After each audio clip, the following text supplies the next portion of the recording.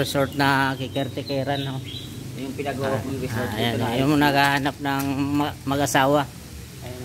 Ayan. Ito yung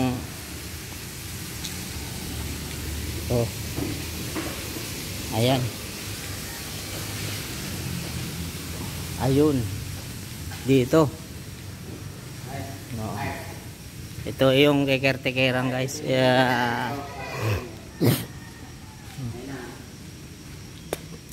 Dito magbabantay, guys. Ayan yun, no. Elizabeth Pavilion and Private Resort. Ayan. Ayan, guys, ang pangalan.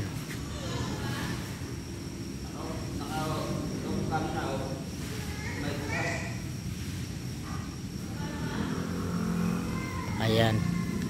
Caretaker, guys, mag-asawa o magkapatid pwede. Ayan.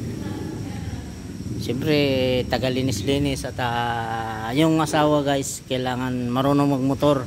May lisensya. Mag-deliver kasi ng frozen sa mga karinderya o mga restaurant dyan sa Pandi, Bulacan lang naman. Yun ang trabaho ng lalaki. Yung babae dito mag linis-linis, libre bahay, tubig, kuryente, pagkain. Kung gusto nyo ng magluto ng sarili sa inyo, pero kung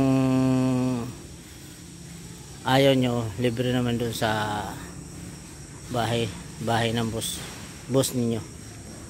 Ayan, ayun. Ito yung venue ng ng resort. Pwedeng may program, pwede dito. Ayan.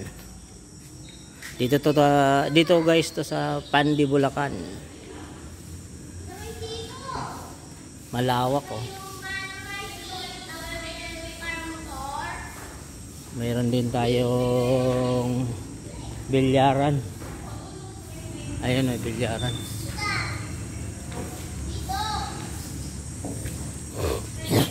May basketball court. Mayroon din dito. Aircon yata to. Ay, oo, pwedeng aircon. Aircon, no? Meron pa dito sa loob. May bilyaran.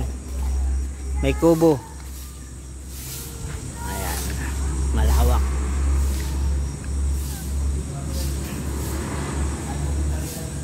Ayun, kasama ko nagduduyan na. Ayun, kwarto nila, guys.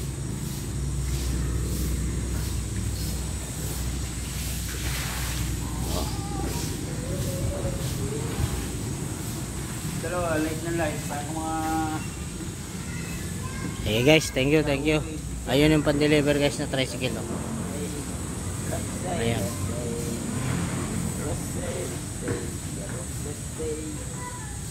Thank you, guys.